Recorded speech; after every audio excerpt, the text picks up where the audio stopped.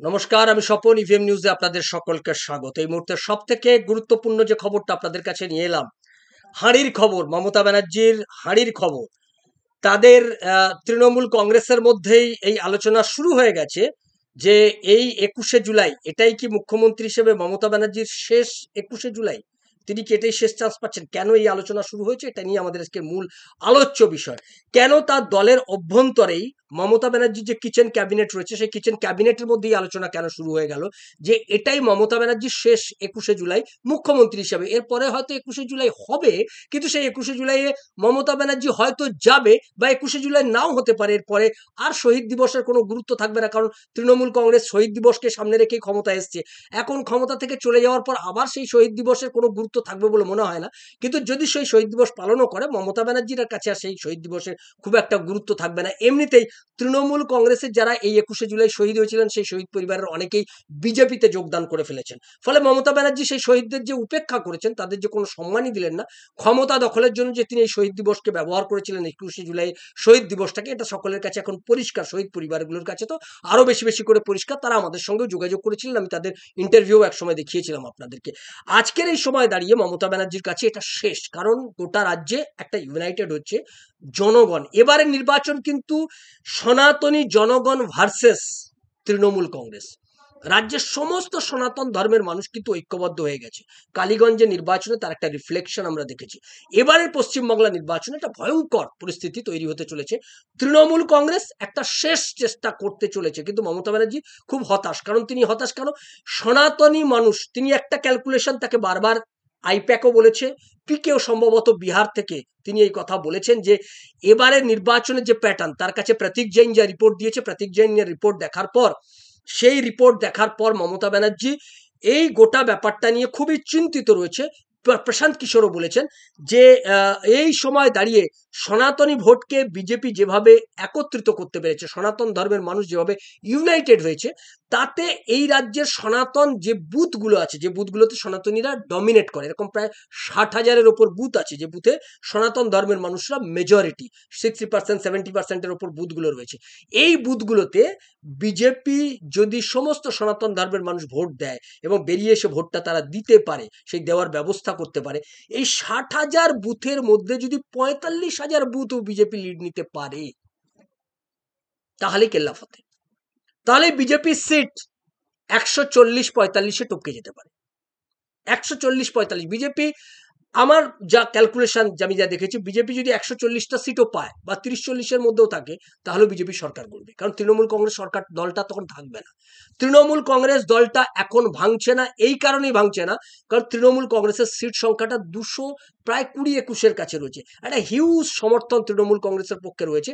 তাই একটা বড় অংশ, 50-60টা, তৃণমূল কংগ্রেস ভেঙে যাওয়ার পরিকল্পনা করেও তারা পিছু উঠেছে। এমনকি তৃণমূল কংগ্রেস ভেঙে নতুন দল তৈরি করার জন্য রেজিস্ট্রেশন করেও তারা সেই কাজটা করেনি। এটা মমতা ব্যানার্জির কাছেও খবর আছে। ফলে তৃণমূল কংগ্রেসটা ভাঙেনি। এইবারে মমতা ব্যানার্জি কাছে আইপ্যাক যে রিপোর্ট দিচ্ছে, প্রশান্ত কিশোর যে ব্যাখ্যা দিচ্ছেন, যে এক্ষেত্রে যদি 45,000 বুথ বিজেপি যদি এবার বের করে আনতে পারে, তাহলে 45,000 বুথ বের করে আনা মানে তৃণমূল কংগ্রেসের পতন নিশ্চিত, আর জেতার কোনো জায়গা থাকছে না। তৃণমূল কংগ্রেস কোথাও জিতবে, 140+ সিট হয়ে যাবে। তৃণমূল কংগ্রেসের 140টা সিট হয়ে যাওয়া মানে, বিজেপির 140টা সিট হয়ে যাওয়া মানে তৃণমূল কংগ্রেসের 154-55টা সিট।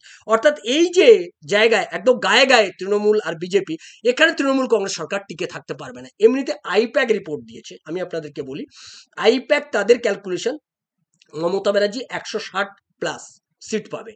এটা আইপ্যাকের ক্যালকুলেশন।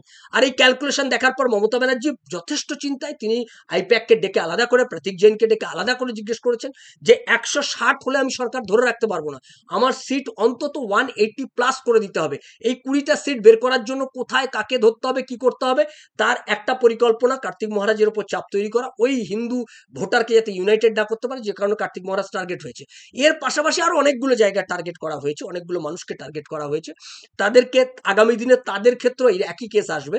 আপনি দেখবেন যে বিজেপির অনেক নেতার নামে এই ধরনের ভুয়ো ভিডিও তৈরি করা হবে, কিছু মহিলাকে রেডি করা হবে, ঠিক যেমন নওশাদ সিদ্দিকীকে করা হয়েছিল, কিংবা নানান রকমের ভুয়ো গল্প তৈরি করা হবে। এই 20টা সিট মমতা ব্যানার্জি বলেছে যদি 160টা সিট আমি কনফার্ম থাকে, তাহলে আর 20টা সিট তুমি বের করো, 180+ হলে আমি সরকার ধরে রাখতে পারবো, কিন্তু 160 হলে আমি সরকার ধরে রাখতে পারবো না। বিজেপি যদি 134 হয়ে যায় সেক্ষেত্রে, তাহলে কিন্তু সরকারটা ধরে রাখা যাবে না। অর্থাৎ বিজেপিকে কোনো ক্রমে 105-7-এর মধ্যে আটকে রাখতে হবে, নাহলে কিন্তু সরকার পড়ে যাবে। এটা মমতা ব্যানার্জির ক্যালকুলেশন। ফলে সেক্ষেত্রে মমতা ব্যানার্জির আইপ্যাকের উপর নির্ভর করছে, কারণ এর বাইরে মমতা ব্যানার্জির হাতে আর কিছু নেই। পুলিশ, মুসলমান, আইপ্যাক, এর বাইরে মমতা ব্যানার্জির হাতে আর জনগণ নেই। সেটা দীঘার ওই জগন্নাথের রথযাত্রা করতে গিয়ে মমতা টের পেয়ে গেছে, সেই জন্য সঙ্গে সঙ্গে রাতের বেলা পালিয়ে এসছে। পেঁড়া গজা গুজেও কোনো কাজ হচ্ছে না, এটাও মমতা ব্যানার্জি বুঝে গেছে। ফলে এই জায়গায় দাঁড়িয়ে মমতা ব্যানার্জির কাছে একটা বিরাট চ্যালেঞ্জ, খুব আতঙ্কেও মমতা ব্যানার্জির গোটা দলের মধ্যেই এই আওয়াজ উঠে গেছে যে এই 21শে জুলাই মমতা ব্যানার্জি মুখ্যমন্ত্রী হিসেবে তিনি শেষ 21শে জুলাই করছেন। তার পরের কথা এখনই বলা যাচ্ছে না, আমরা সেদিকে নজর রাখবো। দিন যত এগিয়ে আসছে মমতা ব্যানার্জির ওপর টেনশন বাড়ছে, চাপ বাড়ছে। সরকার ফেলে দিতে চাইছেন, তিনি চাইছেন সরকার ছেড়ে বেরিয়ে গিয়ে নতুন করে ভোট করতে। একদল বলছেন যে এটা করা ভুল সিদ্ধান্ত হয়ে যাবে, তাতে এই রাজ্যের সব থেকে বড় মাথা হয়তো কয়েকদিনের মধ্যে গ্রেপ্তার হয়ে যেতে পারে, সেটার একটা বড় সম্ভাবনা আছে।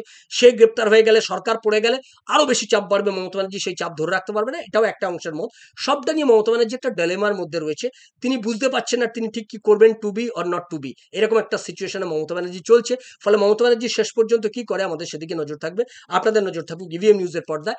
আর আপনাদেরকে বলি, আমরা ইভিএম নিউজের পক্ষ থেকে সমস্ত রাজ্যের সনাতনীদেরকে ঐক্যবদ্ধ করার জন্য আমাদের একটা প্রয়াস আছে। সেই প্রয়াস কি? এই শ্রীমদ্ ভগবদ গীতা। গোটা রাজ্যের সব সনাতনী মানুষকে ঐক্যবদ্ধ করার জন্য আমরা এই শ্রীমদ্ ভগবদ গীতা পিভিসি কার্ডে নিয়ে এসেছি।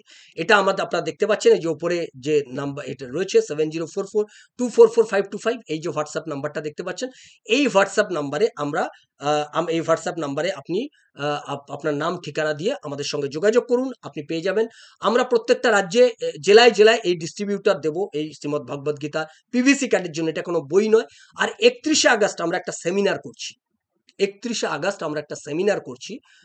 সেই সেমিনারটা আমরা কলকাতায় করছি, প্রথম সেমিনার। তারপরে গোটা জেলায় জেলায় হবে সেমিনারগুলো। সেই সেমিনারটা আমরা প্রথম কলকাতা জেলায় করছি। এটা আমরা করছি শ্যামাপ্রসাদ মুখার্জি মেমোরিয়াল হলে, 31শে আগস্ট দুপুর 1টা থেকে 4টে। যারা এই সেমিনারে আসতে চান তারা 10 তারিখের পর 10ই জুলাইয়ের পর কার্ড সংগ্রহ করে নেবেন আমাদের কাছ থেকে। আর শ্রীমদ্ ভগবদ গীতা গোটা রাজ্যে প্রত্যেকটা সনাতনীর মোবাইলে বাজুক, বাসে, ট্রামে, ট্রেনে, ক্লাবে, যেখানেই থাকবেন মোবাইলে একবার করে গীতা বাজিয়ে দিন। আমরা এই আমাদের যে ক্ষুদ্র প্রয়াস, এই প্রয়াস আপনারা সামিল হবেন। সঙ্গে থাকুন ইভিএম নিউজের। ইভিএম নিউজ আপনার কথা বলে। ভালো থাকবেন, সঙ্গে থাকুন। নমস্কার। অ্যাক্সিস ব্যাংক নিয়ে এলো ইয়াং ব্যাংকার্স প্রোগ্রাম। তরুণ গ্র্যাজুয়েটদের ভবিষ্যতের ব্যাংকার তৈরির উদ্যোগ। সহযোগিতায় এনআইআইটি। এই কোর্সে অন দ্য জব ট্রেনিং এ পাবেন নিশ্চিত স্টাইপেন্ড বা স্যালারি। আজই যোগাযোগ করুন 9163